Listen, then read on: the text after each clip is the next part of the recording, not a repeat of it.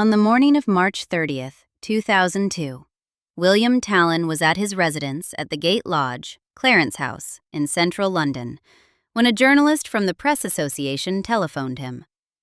The journalist asked him how he felt about the Queen Mother's death. Tallon, who was 67 years old, and who had served Elizabeth Bowes-Lyon as her page for 51 years, said, "I beg your pardon?" The journalist repeated the question. Tallon, by his own later account, hung up the telephone.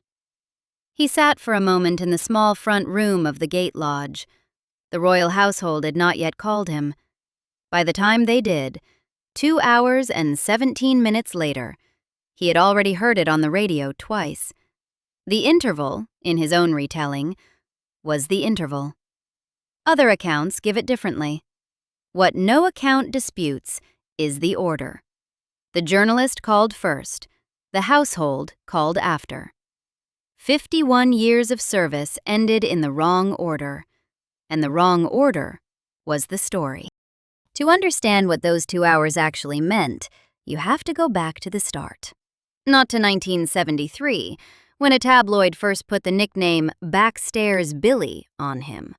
Not to the August of 2001, when he was barred from the Queen Mother's private rooms for pushing Princess Margaret in a wheelchair into the path of the cameras at the 101st birthday photo call. Not even to the eviction letter that arrived a few weeks after she died. You have to go back to Easter 1951, to a shop above a hardware store in Birtley, County Durham, and to a 15-year-old boy who had been writing to King George VI since he was 12, asking, in handwriting that still had the loops of a schoolboy, whether the king had any work for him. The letters worked. In Easter of 1951, William John Stevenson Tallon, 15 years old, the son of a Durham hardware shop family that had moved to Coventry, was summoned to Windsor Castle. He started as a junior footman at the Easter Court. He was, by the standards of the household, the youngest member of staff in the building. He had a single suit, he had no London relatives, he had a letter, kept the rest of his life, in which the King's private office acknowledged the application of a boy from a Midlands ironmonger's family and accepted him into service. His own description of the early weeks, later given to his biographer Tom Quinn, was that he had spent the first 3 days hiding in cupboards rather than risk meeting anyone above his station.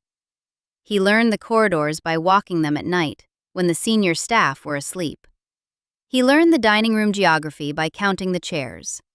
He learned the difference between a page of the presence and a page of the backstairs by listening to how the senior pages spoke about each other. The Easter Court at Windsor in 1951 was a household still constructed on pre-war lines. There were rules for how one entered a room. There were rules for how one stood when an equerry passed. There were rules for how one held a tray. The boy from Birtley learned all of them, in the practical way that boys with no other prospect learn things, in 3 months. Within a year, King George VI was dead. The 15-year-old footman at Windsor had become, by the geometry of the household, a 16-year-old footman serving a widowed Queen Mother who had just lost her husband, her home, and her constitutional role on the same week. The historians later wrote about her grief in the abstract. The boy at the door knew it differently. He saw what time she came down. He saw what time she stopped coming down. He saw the staff routines reform around a woman whose previous routines had been built around a different man. The household's internal life, in the 18 months after February 1952, contracted around a single principal, who was now the most famous widow in Britain. The boy who had been the youngest member of staff at the Easter Court a year earlier was now, by accident of position, the person who held the door for her at the bottom of the stairs. He went into the Royal Air Force for national service between 1953 and 1954. The household kept his post open. When he came back, he was redirected to Clarence House, to the Queen Mother's new establishment, and he stayed there. Reginald Wilcock, who had become a Buckingham Palace footman in 1954 and had served the Duke of Windsor as a valet in Paris between 1957 and 1959, joined Clarence House in 1960. The two men began a partnership that would last more than 30 years. The household knew. The household did not officially know. The arrangement, in the language of the time, was tolerated as long as it was not visible. For 4 decades, it was not visible. What does that actually mean? It meant that Tallon and Wilcock lived together at Gate Lodge, a grace and favor cottage attached to Clarence House. In a domestic arrangement, everyone on the inside understood, and no one on the inside described. It meant that Christmas was spent at the lodge. It meant that the Queen Mother sent presents to the lodge. It meant that, at staff parties, neither of them disguised the partnership. It meant that the Queen Mother attended Wilcock's funeral at the Queen's Chapel in August 2000, in the way one attends the funeral of a deeply senior member of the household, which, in the institutional sense, he had been. The arrangement was not concealed. It was simply not discussed. The difference matters. Concealment implies shame. Non-discussion implies a kind of professional courtesy, extended by one set of people to another, which both sides understood would last only as long as the principal was alive to defend it. When the principal died in 2002, the non-discussion ended. And what replaced it was not concealment. What replaced it was an eviction letter. By the late 1970s, Tallon was a senior member of staff. In 1978, he succeeded Walter Taylor as steward and page of the backstairs. The job was the one the public eventually mythologized. It is also, in plain English, the most intimate non-medical role in a royal household. He was on duty from before the Queen Mother came down to breakfast until after she had gone to bed. He entered her private rooms without knocking. He bought her Christmas presents, on her behalf, for members of the family she would not have known how to shop for. He prepared the gin and Dubonnet at noon, in the proportions the household had standardized, 1 part gin to 2 parts Dubonnet with a slice of lemon. He mixed her gin and tonics, his biographer Tom Quinn recorded, at 9/10 gin and 1/10 tonic. He arranged her wardrobe for state events. He stood 3 paces behind her at every Royal Ascot luncheon between 1951 and 2002. He saw her at her oldest, and at her angriest, and at her quietest. He took none of it to a newspaper. He took none of it to a publisher. He took, in the end, almost all of it to the grave. The Telegraph obituary, when it ran in November 2007, included one of the few public quotes he had ever given about the daily routine. He said it was still an exciting moment when he saw her each morning.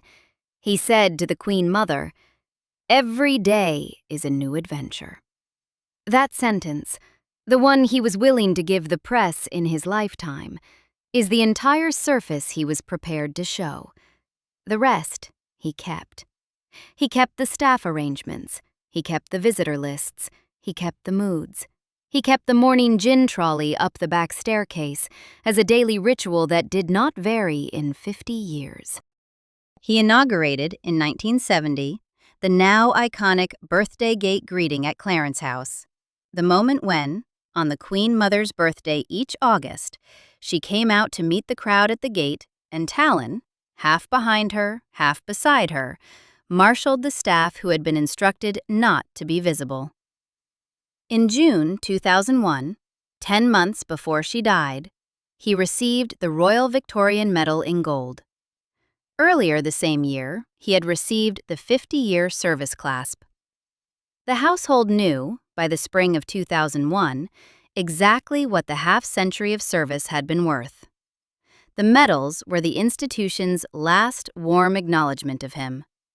Within 14 months, the same institution would send him a letter telling him to leave the cottage he had lived in for the longest part of his adult life. The tabloid nickname arrived somewhere along the way. The papers called him Backstairs Billy. The phrase was meant to diminish him. It located him on the back staircase, on the wrong side of the green baize door, where the proper staff lived. The public version was a comic figure, a flamboyant page, a man with strong opinions about flower arrangements, a slightly too loud presence at staff parties. The private version, which the household saw, was the man who knew where the Queen Mother kept the photographs she did not want her daughter to see, and who never told anyone what was in those photographs. The two versions did not match. The household, for 45 years, preferred the gap. The gap kept the institution safe. The gay life, in the language of the household, was quietly tolerated.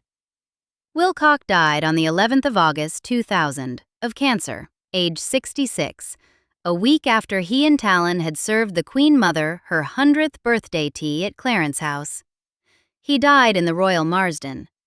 Tallon was at the Royal Opera House with the Queen Mother when he was told Wilcock was dying. He returned to the hospital. Wilcock died a week later. The Queen Mother attended Wilcock's funeral at the Queen's Chapel, an extraordinary gesture from a Queen Mother to a deputy steward, and the kind of detail that does not survive in the obituaries because it does not fit either the warm grandmother narrative or the cold institution narrative. It fits the third narrative, the one in which she knew exactly who Tallon and Wilcock were to each other, and the household knew, and the bargain held. The bargain had been tested before.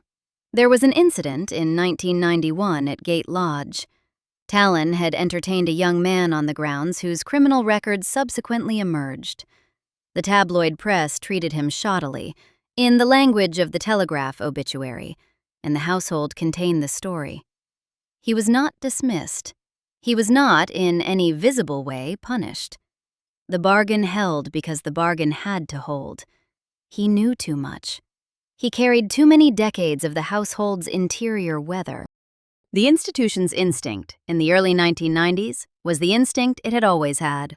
Keep him on the staircase, keep the staircase quiet, keep going. For a long time it worked, and then, almost overnight, it stopped working. In August 2001, the Queen Mother turned 101. A photo call was arranged at Clarence House. Princess Margaret, who had suffered a series of strokes and was recuperating inside the house, had not been expected to appear. Tallon pushed her, in a wheelchair, into the line of the photographers. The picture that ran in the British papers the next morning was the first time the public had seen Princess Margaret in a wheelchair. It was the first time the country had been forced to look at her decline. Palace staff were furious. They called it a gross invasion of the princess's privacy. Whether Tallon had acted out of devotion, or out of mischief, or out of a senior page's old instinct to give the photographers what they came for, has never been resolved. What is resolved is the consequence. He was, from that day, barred from the Queen Mother's personal quarters. The princess died 6 months later. The Queen Mother died 7 months after that. And the bargain that it held for 45 years had quietly stopped holding the autumn before the Queen Mother actually died. Which brings us back to the morning of March the 30th, 2002. The Queen Mother was at Royal Lodge in Windsor Great Park. Tallon was at Gate Lodge in central London. The two lodges, the same word, 10 miles apart. The Queen Mother died at 12 minutes past 3 in the afternoon. The news was given first to the Queen. It was given second to the Prime Minister. It was given third to a wire service journalist. The journalist made several calls. One of those calls was to Gate Lodge. Tallon picked up. The journalist asked him how he felt about the Queen Mother's death. Tallon said, "I beg your pardon?" The journalist repeated the question. Tallon hung up. For the next interval, Tallon's account gives 2 hours and 17 minutes. Other accounts give less. No published source confirms the exact figure. He sat in the front room of Gate Lodge and waited for the household to ring him. The radio was on. The bulletins began. He heard the first bulletin. He heard the second. The household had still not rung. By the time the call from Clarence House came through, he had already heard the death announced on the radio twice. He had not been told by a person. He had been told by a wire service stranger and then confirmed by a radio newsreader. 51 years of service to one woman, ended by a phone call from someone he had never met. He attended her funeral. He gave the press a single, careful sentence about her. She had been, he said, the most wonderful employer, very compassionate, incredibly kind, very understanding. He did not say more. He had nothing he was willing to say more about. The cameras followed him into the Abbey. The cameras followed him out.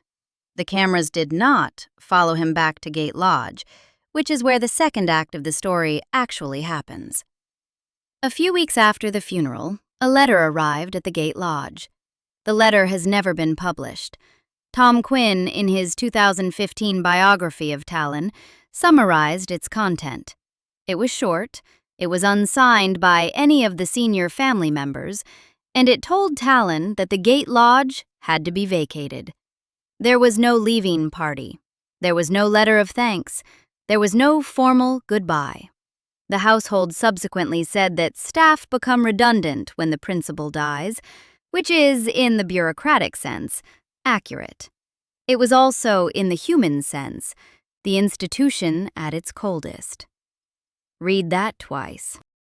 A man who had lived in a cottage on the grounds since the late 1960s, who had served the same woman across the reigns of 2 different monarchs, who held the Royal Victorian Medal in gold, awarded to him by that woman 10 months earlier, was told by post that the cottage was no longer his. The letter, in Quinn's summary, did not name him with any of his 3 royal service titles. It did not refer to the half-century. It did not refer to the medal. It did not refer to the daily routine that had ended on the 30th of March. It treated him, in the language of an employment contract, as the holder of a tenancy that had been linked to a job that no longer existed. The job had ended. The tenancy had ended with it. That, in the bureaucratic logic of the Privy Purse, was the whole of the matter. The most quoted line about the period is Tallon's own. He wrote to a friend, Rita Michael, that summer. The letter is the only contemporaneous Tallon document we have from the period. He said, "Life is bloody at the moment, and I must move house within the month. The palace and Privy Purse have behaved appallingly, but what can one do?" Read it aloud and notice the shape of the sentence. He is 67 years old. He has lived through 51 years of a household. He has the discipline, even in a private letter to a friend, to put the word appallingly in the middle of a sentence and to follow it with a question rather than an accusation. What can one do? He had been trained, by the institution, in the habit of the question rather than the accusation. The habit held even when the institution was the thing he was describing. The verbatim text of the household's letter to him, the date, the signatory, the wording, is not in print. The brief that built this script gave it a date of April the 12th. The truth is, the household has never released the document, and no biographer has been allowed to quote it directly. What we know is the result. He had to move within the month. He was 67 years old. He had lived at Gate Lodge for the largest part of his adult life. He had no children. He had no surviving partner. He had, in the household's filing system, become redundant. He vacated by the end of July 2002. The arrangements that followed were not the household's, formally. They were Prince Charles's, in his personal capacity as Duke of Cornwall. A ground-floor flat in Kennington, South London, owned by the Duchy of Cornwall, was made available to him at a low rent. An additional pension supplement of £100 a week was added to his royal service pension, paid out of Charles's own arrangements. This is the detail the standard YouTube version of the story leaves out, and it complicates the moral arc in a way that the audience deserves to hear. The household, institutionally, treated him as an ex-employee. The man who is now king, personally, did not. But the man who is now king was not the man who had given Tallon the 51 years.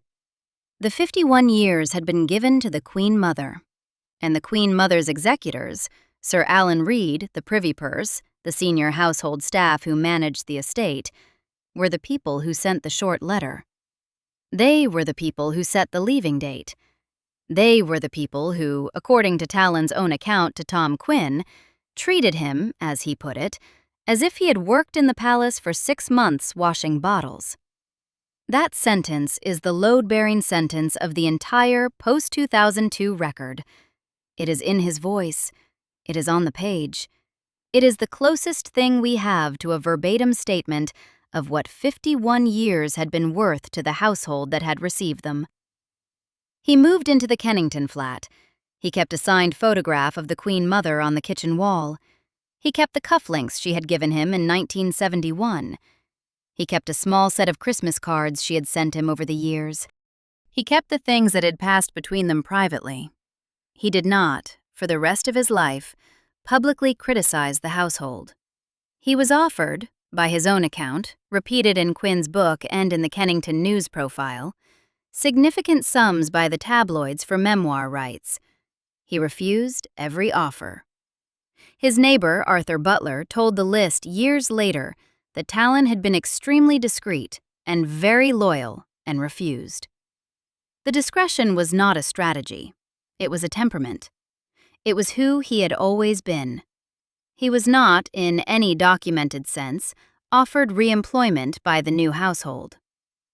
The brief that shaped this script suggested a 2003 attempt at re-employment that was refused by Buckingham Palace. The record of that specific offer is not in any published source. What is in the published sources is the silence. He was not invited to Clarence House under its new arrangement. He was not invited to Buckingham Palace under its new arrangement. He was, according to those who knew him, increasingly isolated. He drank. He had always drunk. He drank more. He kept a small circle. The funeral he attended most regularly in those years was Reg Wilcox. He went to the grave at the Queen's Chapel ground every August on the anniversary of Wilcox's death. He brought flowers. He stood for a long time. The records of who he saw between 2003 and 2007 are not complete. The Kennington News profile, written after his death, sketched a man who spent his days in the local pubs telling stories about a household he refused to libel. He kept a small flat. He kept the cufflinks. He kept the photograph. He did not, in those final years, write a memoir, sit for an interview with anyone other than Quinn's researchers, or give the press the line they wanted. In March 2007, he was admitted to hospital. The Prince of Wales visited him there. The visit was not made public at the time.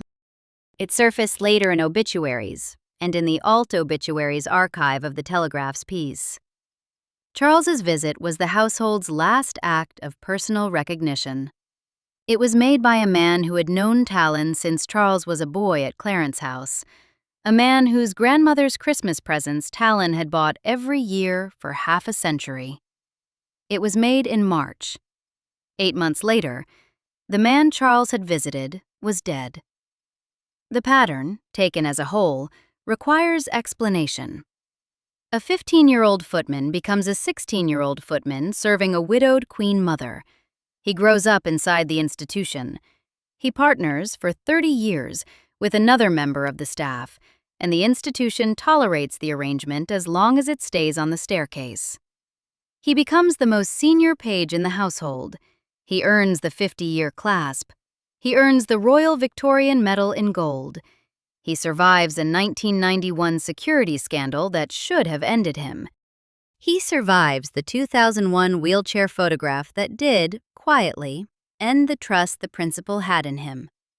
He serves until the principal's death. And then, in the wrong order, in the wrong tone, in the wrong silence, The institution he had grown old inside disposes of him by post.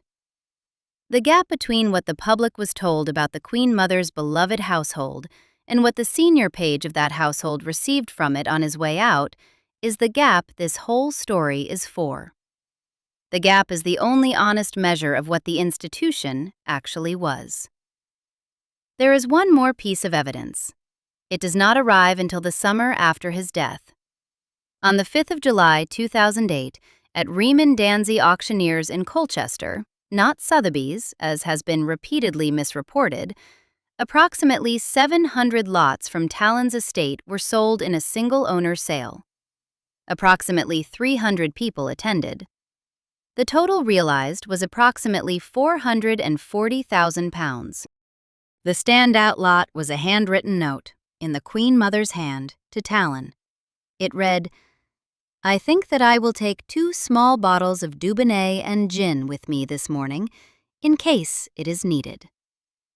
The note had a pre-sale estimate of £3,000. It sold for £16,000. The buyer was anonymous.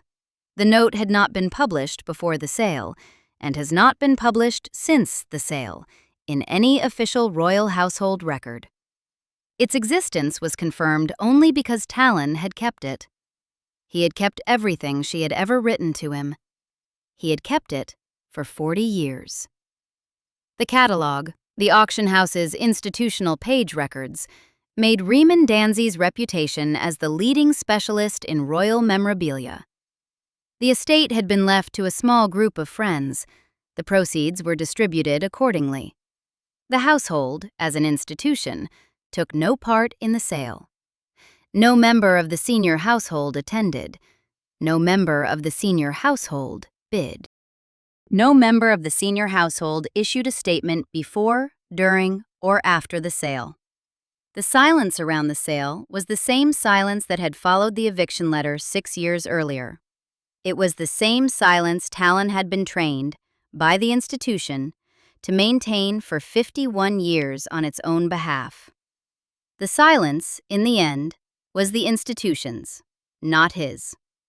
If you suspected, watching the obituaries roll over the Queen Mother in the spring of 2002, the archbishops, the queues at Westminster Hall, the language of beloved grandmother of the nation, that the people closest to her daily life were missing from the choreography, you were right.